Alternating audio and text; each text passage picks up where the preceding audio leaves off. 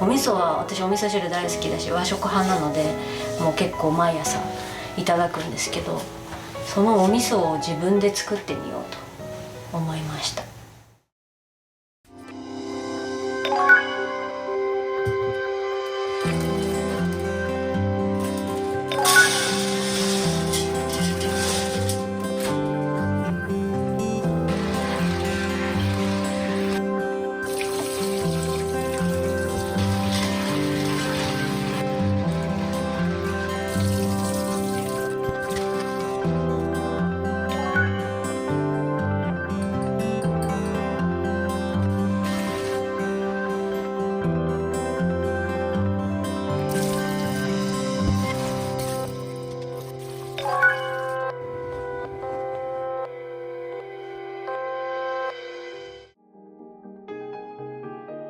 一晩18時間ふやかした状態で、これを圧力鍋で5、6分煮ます。多分量が多いので2回に分けて煮ます。こんな状態です。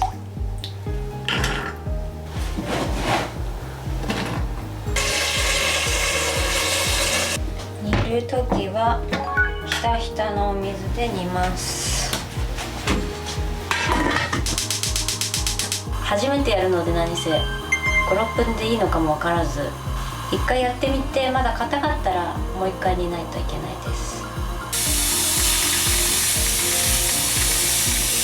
浸水させた時に芯が残らないように浸すのがポイントです。本当は大豆から収穫したいんだけど大豆は購入させていただいて、今回はその塩と麹がすでに混ざっているのが通販でも売っていて、お味噌屋さんがそういったものを販売されているので、それをお取り寄せしました。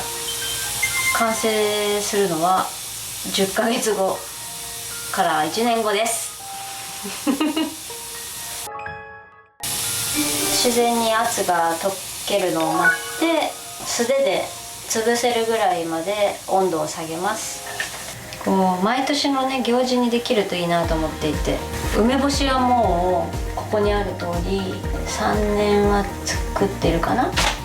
ステイホームってこうねお家にいる時間が長いので、じゃあその時にご飯作ろうって義務的にね自分が食べるものを作るんじゃなくて、いつも買ってるものを一から作ってみようと思って、お味噌は私お味噌汁大好きだし和食派なので、もう結構毎朝いただくんですけど、そのお味噌を自分で作ってみようと思いました。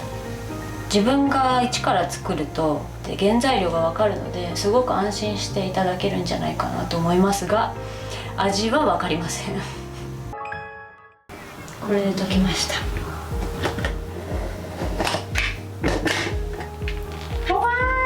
あ、いっぱい皮がむけてるこの皮も全部丸ごと潰していきます。でまだ熱々なんであれなんですけど、持てるようになったら親指と小指でギュッと潰して潰れるぐらい、もしくははかりで押して400gぐらい、400、500gぐらいの圧で潰れるぐらいがベストな煮え方だそうです。じゃあ手で潰してみます。キューッと潰れます。煮えてます。やけどしないぐらいに冷まして潰していきます。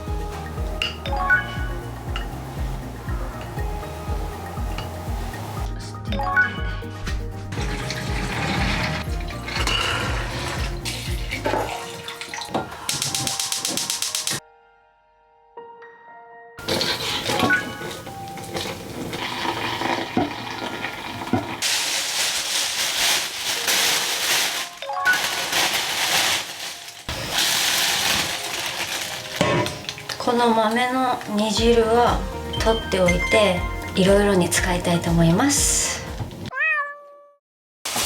粗熱を取った大豆を潰していきます。さっきちょっと味見したら甘くて香ばしくってすごく美味しかったです。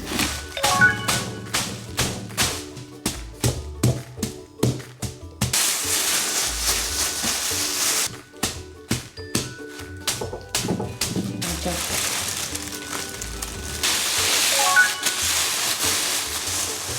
こんな状態になりました。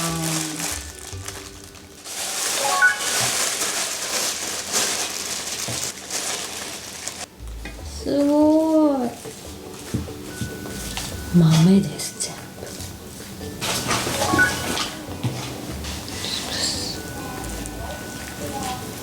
すごい、大豆だけでこんなネバネバになるんだ。よし、いいね。塩切り麹を入れていきます。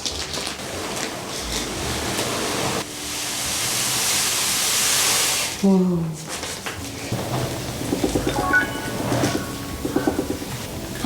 麹のいい香りします。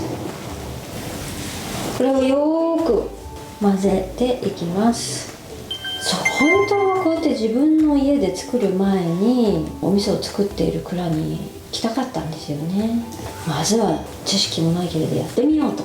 でやってみたらその苦労もわかるしね、大変さもわかるし、すごくありがたいなって気持ちが芽生えた上で、また蔵を見学ね、これからできたらいいなと思います。大変すごい大変。これ重いし、でもこれをちゃんと混ぜなきゃいけないのがわかる。大豆と麹とお塩をまんべんなく混ぜないと。なんかお味噌の原型って感じが徐々に完成の味噌に近づいてきたような気がする。それでは疲れました。これを丸めてこの桶に入れていきます。今回揃えてみました。ギュッてして中の空気をなるべく抜いてギュッて入れるみたいです。これをずっと繰り返していきます。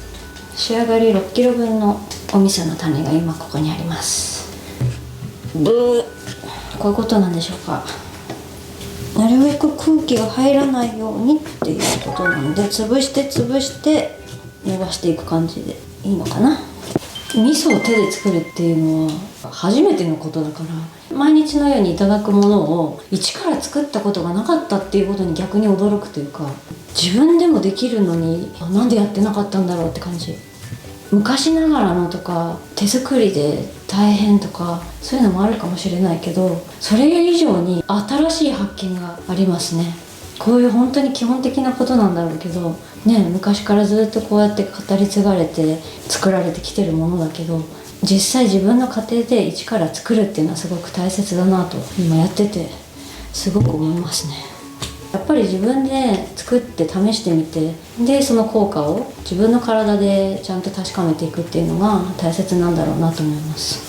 結構こんな感じで今で、こういうところのいいのはカビちゃったらあれですけど、ちょっとしょっぱいとかでも味がまろやかに年々なっていくので、寝かせてほんと5年10年と楽しめるものなので、本当に先人の知恵っていうかすごいですよね。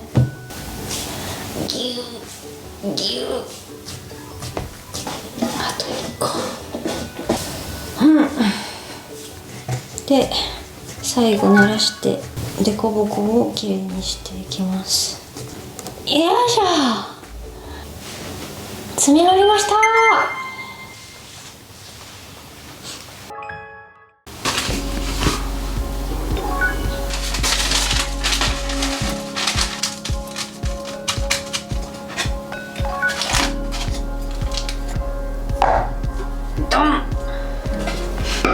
さらにこれをラップします。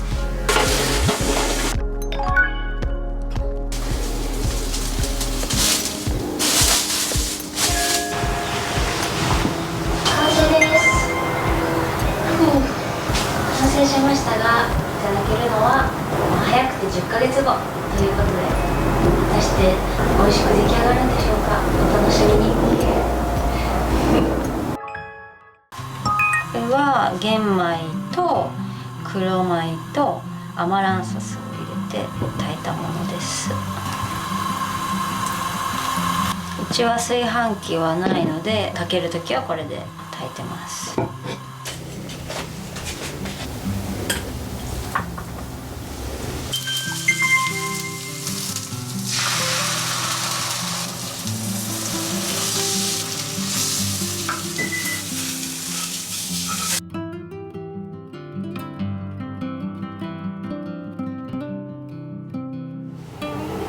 今回作ったお味噌の大豆の煮汁をこの卵焼きに入れてみました。ものすごくおすすめです。美味しい。